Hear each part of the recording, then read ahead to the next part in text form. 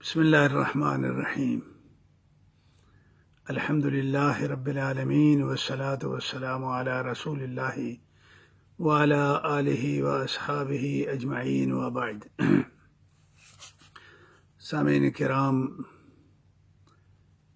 اس وقت جن حالات سے انسانیت گزر رہی ہے، پریشانی اور خوف کا عالم ہے، اس میں کوئی شک نہیں ہے کہ بہت سارے اللہ سے غافل انسان اللہ کی طرف لوٹ رہے ہیں اور کچھ آخرت کی فکر بھی کر رہے ہیں۔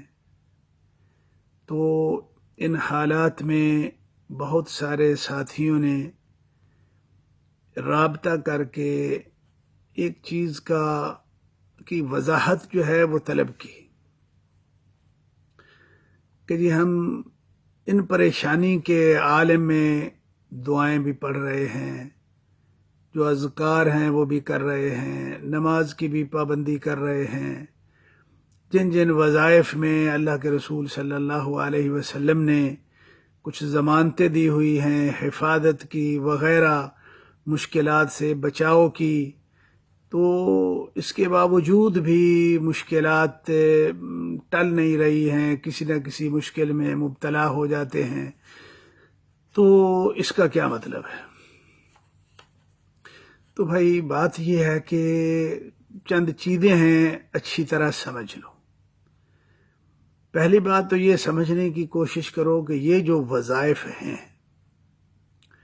یہ کوئی ایسی چیز نہیں ہے کہ جو خود بخود اپنے اندر اثر رکھتی ہے، جس نے بھی وہ پڑھ ڈالا وہ مطلوبہ نتیجہ نکل آئے گا۔ یہ صورت اس کی نہیں ہے، یہ اس کی ذاتی خاصیت نہیں ہے، یہ رب کائنات کا اکرام ہے، انعام ہے، احسان ہے ہم پہ کہ اس نے کچھ وظائف، کچھ اذکار، کچھ پیار محبت کی گفتگو اللہ کے ساتھ اس میں خاصیت رکھی ہوئی ہے کہ جب بندہ جو ہے وہ اس کی ادائیگی کرتا ہے تو اللہ رب العالمین اس کو مطلوبہ نتائج یا وعدے کے مطابق جو اس پہ فضائل ہیں، تحفظات ہیں، حفاظتیں ہیں، وہ اس کو فراہم کرتا ہے۔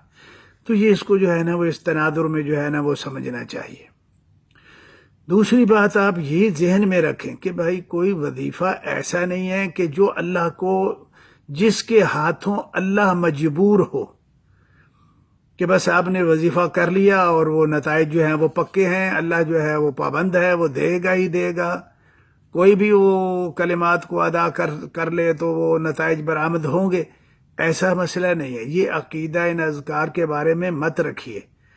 ان اذکار کے بارے میں سب سے پہلے تو اپنی سوچ اور فکر کو درست کیجئے کہ یہ اللہ کی طرف سے احسان ہے، یہ اللہ کے ساتھ پیار محبت کی گفتگو ہے، ادب عقیدے اور عقیدت کی یہ بات ہے۔ تو بس اس کے ذریعے پھر اللہ نے جو ہے نا وہ بندے کو نوازنا ہوتا ہے، بات اتنی ہے۔ تو ایک تو یہ ذرا سمت درست کر لیجئے۔ دوسری بات یہ ہے کہ جب اس کے نتائج نہیں نکلتے ہیں تو کیا مطلب ہے اس کا؟ آیا وظیفے میں کمی ہے یا کرنے والے میں جو ہے نا وہ کوتاہی ہے؟ تو جو اکثر لوگوں کو یہ نتائج نہیں ملتے ہیں اس کی وجہ ایک یہ ہوتی ہے کہ ان کا اس وظیفے کے اندر جو عقیدہ ہے اس کے مطابق اس وظیفہ کرنے والے کا عقیدہ ہی نہیں ہوتا۔ اب کوئی آدمی جو ہے وہ آیت کریمہ کا وظیفہ جو ہے وہ کرتا ہے، لا الہ الا انت سبحانک انی کنت من الظالمین، لیکن اس بندے کا اپنا عقیدہ اس آیت کے اندر مذکور عقیدے کے مطابق نہیں ہے۔ اس آیت کے اندر توحید ہے، توکل علی اللہ ہے، اللہ کے ساتھ ہی تعلق کی باتیں ہیں، لیکن جو کرنے والا ہے وہ مشرک ہے، اس کے کئی جگہ پہ جو ہے نا اس نے اپنے مراسم بنا رکھے ہیں۔ تو اب یہ باتیں اب اللہ کو تو یہ پسند نہیں ہے کہ ٹھیک ہے کوئی مشرک آدمی ہے، بے ایمان ہے، بدعتی ہے، بے دین ہے، بد عقیدہ ہے، بس وہ یہ کلمات پڑھ دے تو اللہ مجبور ہو جائے گا اس کو وہ جو ہے اکرامات اور انعامات اور پروٹوکول جس کو آپ کہتے ہیں وہ دینے پہ اللہ مجبور ہو جائے گا۔ ایسی بات نہیں ہے میرے بھائی۔ تو یہ جو اثرات نہیں نکلتے ہیں اس کی ایک بڑی وجہ تو یہ ہوتی ہے کہ بندے کا یا وظیفہ اور ذکر کرنے والے کا اس ذکر کے بارے میں عقیدہ ہی درست نہیں ہوتا، اور وہ اس کو پڑھتا ہی ایسے ہے۔ میں مثال دے رہا ہوں آپ کو کہ مثال کے طور پہ اللہ رب العالمین نے آگ ہے، اس میں خاصیت رکھی ہوئی ہے کہ اس نے جلانا ہے۔ وہ کافر جلائے تو بھی جلائے گی، مسلمان جلائے تو بھی جلائے گی، کوئی کسے باشت وہ لگائے، وہ اس کے اندر ایک رب کائنات نے خاصیت رکھ دی ہوئی ہے بس۔ تو بھائی وظائف کا معاملہ جو ہے نا وہ یہ نہیں ہے۔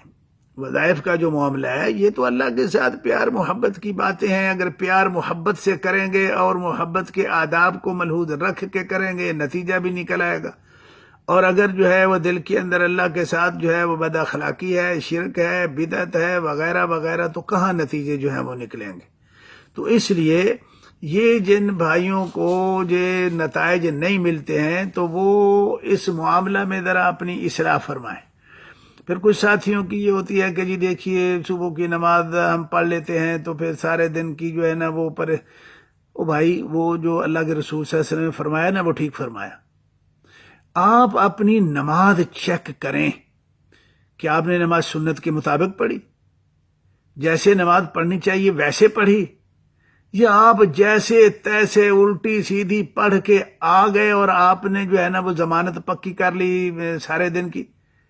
یہ غلط سوچ ہے۔ آپ اگر کہیں نتیجہ نماز نہیں دے رہی ہے تو اپنی نماز چیک کریں، نماز کی خرابی ہے، نماز ٹھیک ہو جائے گی، نتیجہ بھی ٹھیک ہو جائے گا۔ اب اسی طرح رمضان گزرا، کئی ساتھیوں نے جو ہے نا وہ بات کی کہ جی رمضان میں ہم نے دعائیں بہت کی، لیکن دعا بھائی یہ نہ رمضان کا قصور ہے نہ دعا کا قصور ہے۔ اب یہ فرمائیے کہ رمضان آپ نے روزہ رکھا کیسے؟ جو شرطیں ہیں، جو آداب ہیں، وہ آپ نے رمضان کے ملحوظ رکھے، اس پہ توجہ دی آپ نے؟ تو اگر کچھ دعا نہیں قبول ہو رہی ہے، نہیں آپ کی کچھ بات بن رہی ہے، تو آپ یہ سوچیں نا کہ آپ کے عمل میں خرابی ہے، آپ کا طریقہ جو ہے وہ غلط ہے۔ اب ایک دوائی ہے وہ تو اس کی تاثیر تو ہے نا، اب وہ حکیم نے جیسے بتائی کھانے کے لیے ویسے تو آپ کھا نہیں رہے ہیں، اور قصور جو ہے وہ حکیم اور دوائی کا نکال رہے ہیں، تو یہ تو غلط بات ہے بھائی۔ جو پرہیز بتائے وہ آپ نے کیے نہیں ہیں۔ اب جی دوائی نے اثر نہیں کیا، اب دوائی بھی مجرم ہو گئی، حکیم بھی مجرم ہو گیا۔ تو یہ ان چیزوں کو اس تناظر میں آپ دیکھ کے اپنی اصلاح کریں۔ تو یہ اذکار اور دعوات اور جتنے بھی ہیں، سب سے پہلے تو یہ دیکھیں کہ آپ ان کو کرتے کیسے؟ کیا آپ کا عقیدہ اسی طرح کا ہے جو ذکر اذکار کا ہے؟ نماز روزے کے اندر وہ کچھ جو اللہ کو مطلوب ہے آپ نے وہ سب کچھ جو ہے وہ مہیا کیا؟ اس کے اندر اخلاص ہے، اس کے اندر سنت کی مطابق موافقت ہے، یہ سارے آداب آپ نے مہیا کیے؟